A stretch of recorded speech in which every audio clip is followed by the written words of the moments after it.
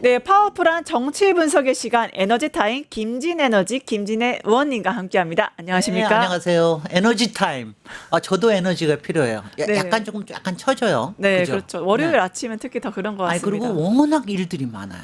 또 사건들이- 미국이 저 또 난리를 피고 있고 네. 그래서 참 다행히 뭐 저기 잘 풀리는 것 네, 같아서 지금 이번 전세기도 사안에 급하게 대해서는 마련하고 하고 있으니까요. 네, 그래서 그거는 잘 됐는데 앞으로도 사실은 이 월크 비자에 대한 거는 이건 풀어야 돼요. 이건 또 미국의 책임이기도 합니다. 우리가 또 잘 해야 되는 것도 네. 있지만 아니 너무 화가 나지 않아요? 그러니까요. 아니 자기네들이 필요해가지고 현대 LG 해가지고 우리가 저 가서 건설해주고 있는 거잖아. 아무리 바이든이 한 거라 그러지만 이게 투자하라고 했더니 뒤통수를 치고 뒤통수를 있죠. 이렇게 할 수가 있습니까? 그렇게 하면 이게 일이 제대로 되겠어요? 그러니까요. 그래서 아마 이거는 뭐 이번 사안 끝나고 나도 굉장히 물고 늘어져야 될 사안이에요. 네. 아니 미국 제대로 경제 부흥하려고 그러는 거 맞아? 아니 그리고 제가 저도 워낙 비즈니스 했던 사람인데 이렇게 불합리할 때는 정말 못 참아요. 당연하죠. 당연하게 미국에 있는 사람을 쓰라고 그러는데 미국에는 인력이 없어가지고 제대로 못 하고 있는 거 아니에요. 그러니까 이번에 간 사람들은 사실은 그러니까 일하는 사람보단 교육을 하기 교육을 위해서 하기 간 위해서 간 사람들인데 건데, 이런 네. 식으로 처리를 지금 한다는 거죠. 비자도 쉽게 내주지 않고 네. 이거에 대한 단속을 한다. 매우 어불성설이 아닐 수 없게 합니다. 네, 그러니까 바보 같은 짓이죠. 네. 그러니까 미국 굉장히 어리석은 짓이죠. 네. 근데 이거는 솔직히 동맹국에 대한 부분이기도 하지만은 우리와의 비자 협정은 좀 필요한 게 아닌가, 협정 네, 개선이 사실 필요한 게 경제 아닌가 하는 생각이 동맹국에 듭니다. 대한 엄청난 뒤통수와 그 배신이 아니었나 많은 충격을 자아내고 있는 것 같습니다. 근데 이것뿐만이 아니에요. 트럼프가 지금 하고 있는 일이. 아니 그러니까 이래서 지금 저도 댓글을 많이 보면서 네. 그냥 차라리 3년 동안 앞으로 3년 동안 미적미적 대라. 이것저것 핑계 대고 그러는데 여러 가지가 많이 걱정이 됩니다. 네. 또 국제 소식 잠깐 언급했는데 국내 소식도 좋은 소식들이 있으니까 같이 그렇죠. 살펴보시도록 네. 하죠. 먼저 경제부처와 검찰을 중심으로 정부 조직이 대개편된다고 합니다. 이재명 정부의 첫 조직 개편안 전체적인 평가 어떻게 되실까요? 그러니까 시대적으로 확실히 이제 바뀌는 부분에 꼭 해야 될 일을 하는 거예요. 네. 기본적으로. 그러니까 이게 18년 만인데 그러니까 하나는 17년 만, 하나는 70년 만. 네. 그러니까 17년 만이라고 하는 거는 이제 그 경제부처, 이른바 기획부와 재정부를 바꾼다고 하는 건데 사실은 이제 여러분들이 조금 연식이 되신 분은 다 기억하시겠지만 네. 예전에는 경제기획원이라고 하는 게 굉장히 큰 역할을 했어요. 거기서 이제 경제개발 5개년 계획해가지고 네. 1차, 2차, 3차, 4차 그렇게 해가지고 우리 사회의 근대화, 현대화를 이룬 거거든요. 근데 이제 이거를 합쳐가지고 했던 게 이명박 정부 때 이걸 18년 전에 합친 거란 말이죠. 근데 그게 아마 컨트롤하기 쉽게 하기 위해서 한 것 같은데 지금은 이제 이게 뭐냐면 지금 새로운 투자가 필요할 때 네. 요새는 이제 지금 뭐냐면은 전체적으로 패러다임이 바뀌고 있는 상태거든요. 네. 4차 산업혁명도 그렇고 그러니까 이거를 투자에 관련된 거하고 그다음에 살림살이 하는 거는 좀 구분을 해서 버는 게 분리할 필요가 좋겠다. 있다. 그래서 요번에 이제 그렇게 구분을 한 거고요. 이것도 네. 운영이 잘 돼야 될 거라고 생각이 되고요. 네. 70년 만에 하는 거는 더 또 의미가 있지요. 예, 결국엔 검찰청이 폐지로 결론이 났습니다. 네. 78년 만에 역사 속으로 사라지는 검찰청 어떻게 보셨어요? 아니 저도 법사위 출신 국회의원으로서 네. 정말 이게요 검찰 개혁에 관련된 거는 사실은 노무현 정부 때부터 본격적으로 얘기가 돼 왔던 거고 그리고 네. 점점 심화됐는데 뭐 윤석열의 존재 때문에 이거를 특히 내란과 비상계엄과 이 관련 때문에 지금 이제 거스를 수 없는 흐름이 된 거죠. 네, 네. 그래서 이제는 이거는 뭐 한 가지는 확실합니다. 공소 기소하는 것과 네, 수사하는 거를 분리한다. 네. 그다음에 검사는 수사에 관여하지 못한다. 네. 이거인데 이제 이거를 제대로 요번에 하게 되는 건데 네. 그래서 앞으로 이제 공소청이 만들어지게 됩니다. 네.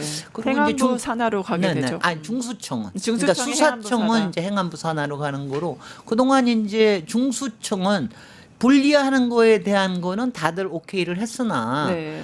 도대체 중앙 수사에 관련된 거를 어디로 보내느냐 때문에 네, 그렇죠. 그동안 이제 논란이 굉장히 말이 있었죠. 많았는데 법무부에 그대로 두느냐 아니면 행안부로 보내느냐 이거 가지고 해다가 이제 교통정리가 된 것 같아요. 네. 저도 행안부에서 일단 시작을 하면서 네. 지금 여러 가지 우려가 되고 있는 문제들도 있지만 일단 해보는 건 해봐야죠. 해보고 난 다음에 그 다음에 또 근데 이번에는 검찰에서 그렇게 반대를 못 하잖아요. 네. 자기네 저지른 죄가 있는데 어떡할 해온 게 너무 많습니다. 글쎄 이번에 말이에요. 관봉띠부터 해서 아주 네. 대단하더라고요. 아 정말 지난 금요일 날 정말 대단하더라고요.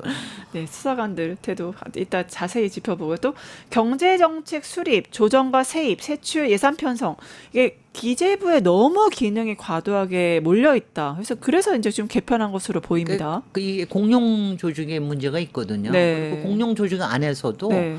솔직히 경제기획원 출신들이 항상 좀 비리비리했어요. 네. 그러니까 이제 기재부 쪽에서 훨씬 더 크게 돈 쓰는 거 가지고 좌지우지하고 많이 그렇죠. 그랬는데 네. 이제 이번에는 이제 머리 부분을 별도로 띄겠다는 얘기고요. 네, 그리고 네. 재밌는 거는 재밌다기보다도 이거를 총리실에 두기로 했거든요. 네, 맞죠. 총리실에 두니까 총리가 또 똑똑해야 돼요.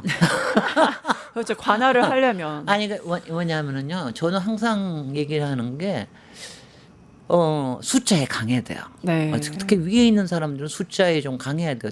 일단 대통령께서는 워낙 숫자에 강하신 분이니까 워낙 그런데 밝으시죠. 네. 김민석 총리께서 얼마나 숫자에 밝으신지는 아직은 검증은 잘 안 됐지만 네. 그러니까 본인이 그게 잘 안 되면 주변에 사람을 두고 쓰면 되는데 네. 이제 이게 총리실이 둠으로 해서 좋은 거는 여러 가지 투자에 관련된 그리고 앞으로의 이제 예산을 어떻게 쓸 거냐, 어느 부분을 좀 더 강조를 할 거냐에 대한 거를 머리를 같이 돌릴 수가 있는 거죠. 그러니까 여러 부처들을 같이 보면서 할 수 있다는 이런 겁니다. 기재부 계속 기대가 됩니다. 네, 기대되죠. 근데 기재부 공무원들 그동안 갑질이 엄청났죠. 선민의식과 함께 뭐 다른 부처의 국장을 이제 사무관이 이제 불러서 훈계를 한다거나 여러 가지 그런 말도 안 되는 행태가 많았죠. 웃기고들이 제가 이제 21대 국회의원이었잖아요. 네. 그래서 21대 국회 때는 솔직히 검찰 개혁이 굉장히 중요한 거였어요. 그렇죠.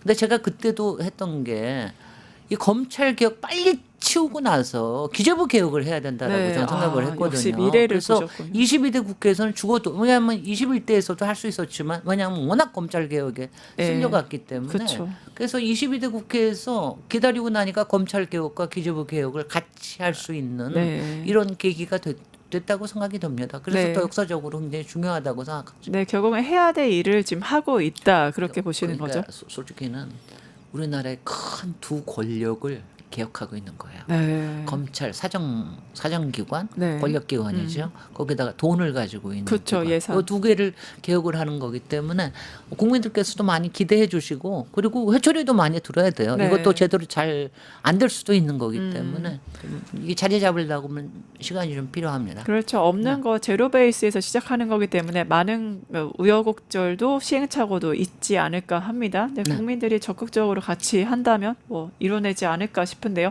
또 기쁜 소식이 있습니다. 방통위가 폐지됩니다. 우리 지난주 월요일날 했는데 네. 아니 뭐 이진숙 그거 뭐 법만 개정하면 이진숙 날아갈 텐데 그러니까요. 뭐하러 저기 면직하냐. 면직권 면직까지 해가면서 할 필요 없다. 지금 그것도요. 이것도 솔직히요. 우리가 잘 몰라도 그렇지. 네. 이명박 정부 때 네. 국가의 구조를 흐트러뜨리는 일을 굉장히 많이 했거든요. 네. 그때 방통위원회가 나오고 미디어법 종편 나오면서 우리 사회에 네, 그렇죠. 그야말로 뉴라이트와 이 종편의 여러 가지 극우화된 것들이 만들어진 게 그 이명박 정부 때 그렇죠. 우경화가 촉진됐잖아요. 그때. 그 중에서 사실 방통위원회를 개혁하려고 그랬으면은 사실 문재인 정부 때 했어야 돼요. 21대 그게- 국회 때부터 할 수 있었거든요. 근데 네. 그걸 못 했는데 그것도 이제 이번에 하게 된 하게 거죠. 됐죠. 요게 이제 언론 개혁에 꽤 또 새로운 지평을 열게 될 거예요. 그리고 특히 우리가 이제 내란 과정에서도 봤듯이 네. 기존 미디어의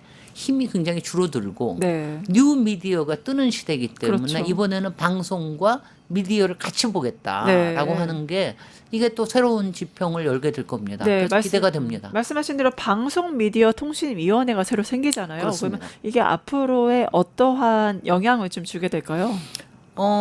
일단은요.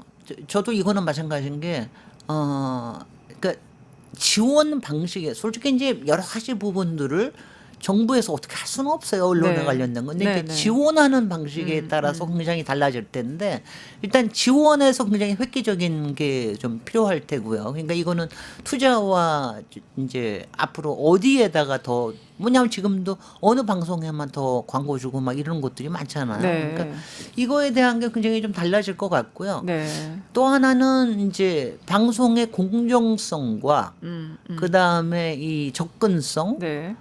이 부분에 대한 게 가해질 텐데 네. 이게 이제 굉장히 여태까지는 사실 기계적 중립만 있었거든요. 방송에서는 공영 이른바 지상파 방송물만 다뤘기 때문에 이게 사실 솔직히 맨날 기계적 여기 여가 있으면 저기 야가 있고 맨날 기계적 중립만 있었는데 기계적.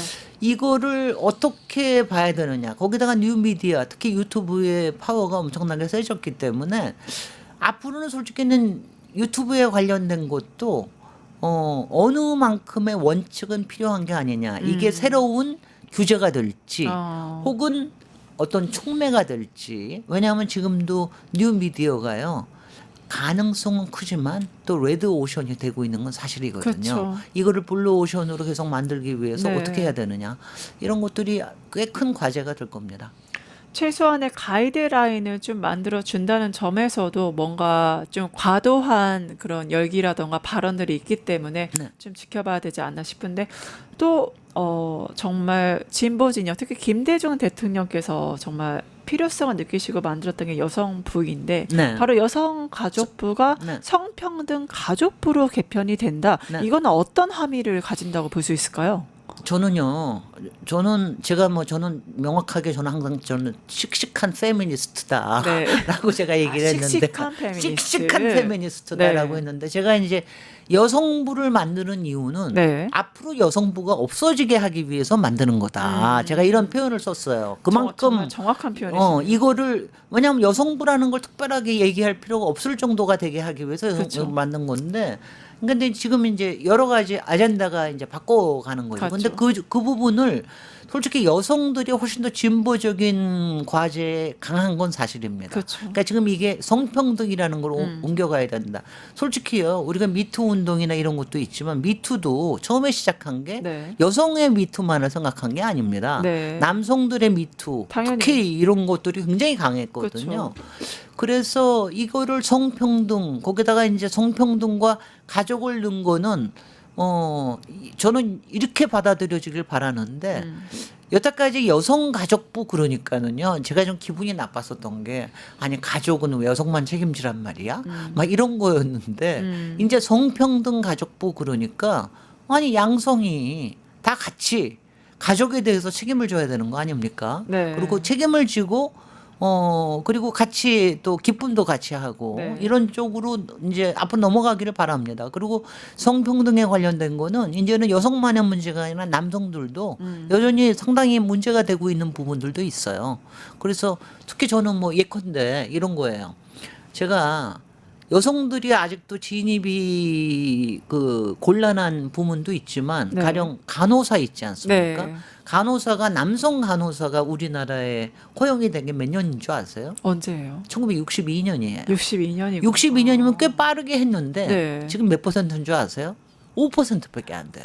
남성 간호사 그렇군요. 네. 근데 저는 이것도 진입장벽이라고 보거든요. 네. 왜냐하면 요새는 그 남성 간호사들이 할 수 있는 일들이 굉장히 많습니다. 그렇죠. 그리고 해야 돼. 특히 이제 요새는 노령화가 되기 때문에. 네. 근데 이거에 남성들이 진입하기 위해서도 굉장히 해줘야 될 일들이 많고 이런 것도 성평등의 하나라고 네. 생각합니다.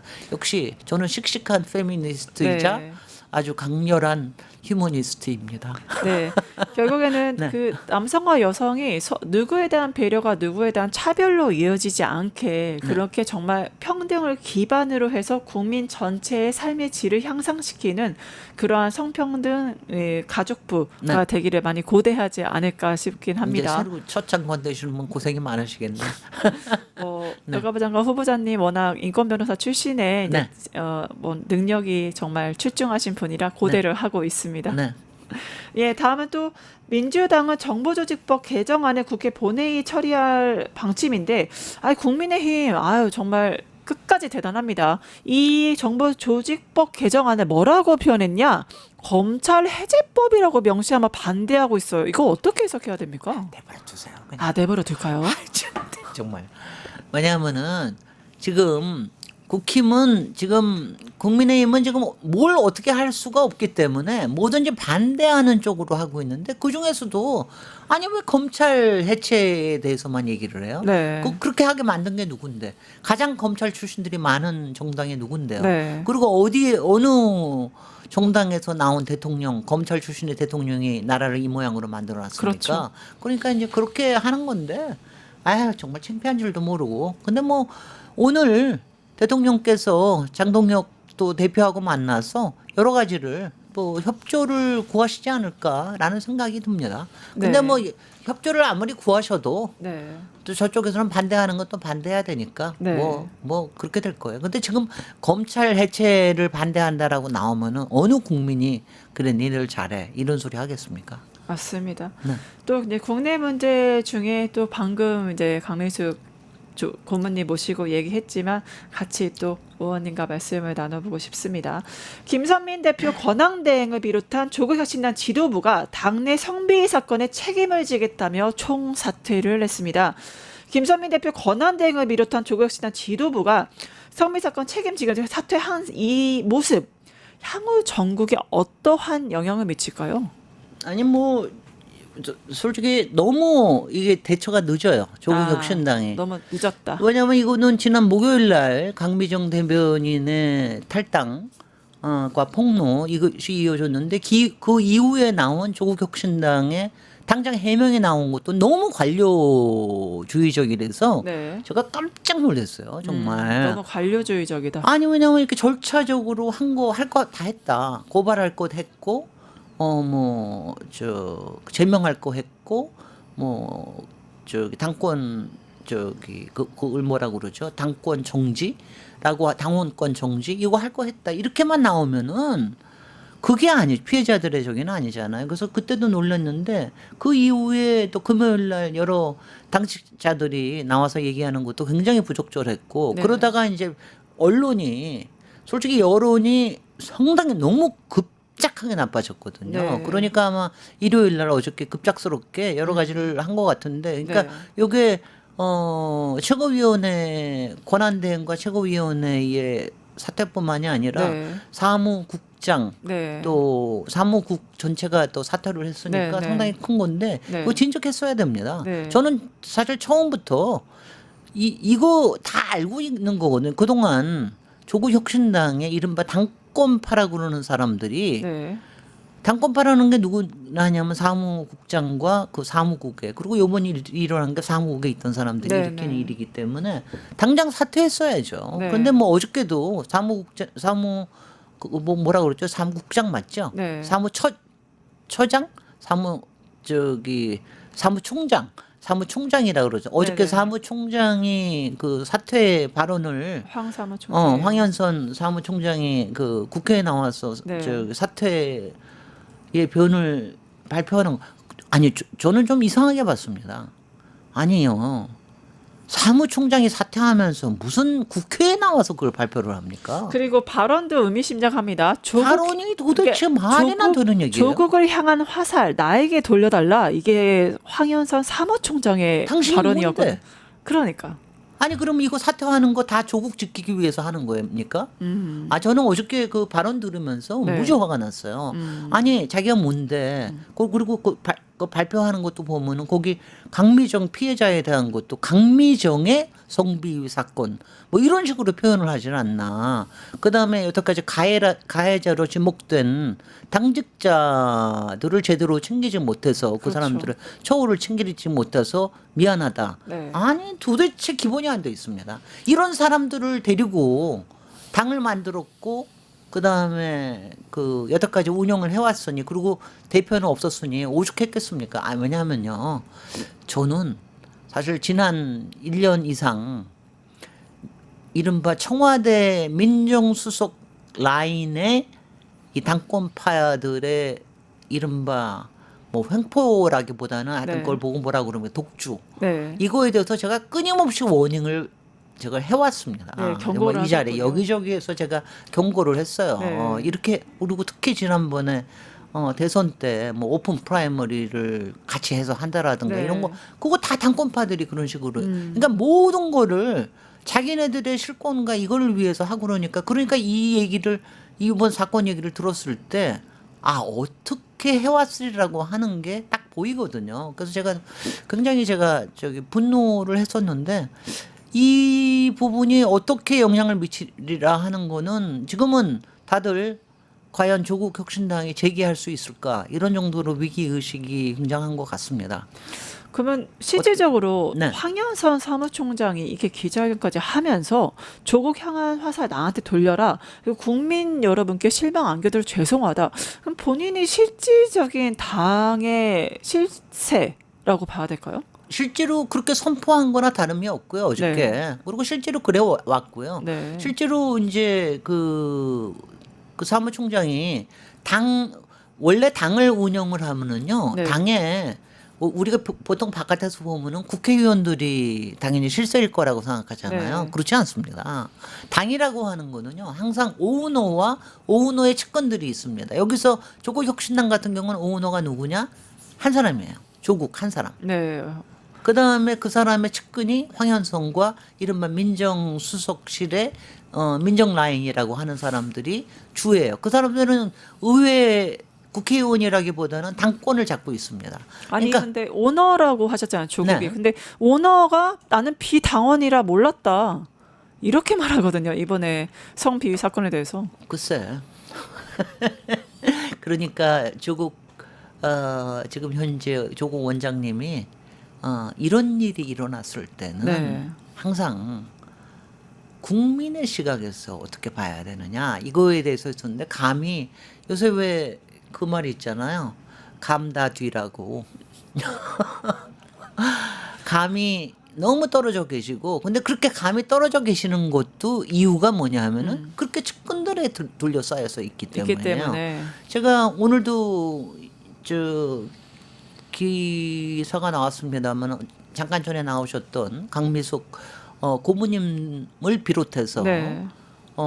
당시에 다른 분들도 굉장히 열심히 이 얘기를 감옥에 계실 때도 굉장히 전달을 많이 했고 7월 중순부터 벌써 내가 나가서 해결하겠다라고 얘기를 했는데 왜 그럼 8월 15일 날 밤 12시에 딱 나왔는데 해결을 못 하는 겁니까 여태까지. 그리고 해결은 못 한다 하더라도 우리가 필요한 게 이런 게 당장 이렇게 모든 거 해결이 된다라기보다는 어떻게 성의를 보이느냐. 그다음에 이런 권력 관계 때문에 부당한 조치가 만들어지는 거에 대한 이 압박감 이런 거를 좀 없애달라고 하는 건데 그런 게 없어질 기미가 안 보이니까 강미정 대변인이 아마 참고 참다가 그렇게 한 것 같아요. 그래서 감이 떨어지셨어요. 아니 이게 그럼 조국 혁신당의 지도부 전체 사퇴를 했잖아요. 네. 근데 최강욱 민주당 교육연수원장도 사퇴를 했습니다. 이거는 왜냐하면 교묘하게 시간을 어저께도 다 같이 정해놓는 것 같아요. 왜냐하면 이번에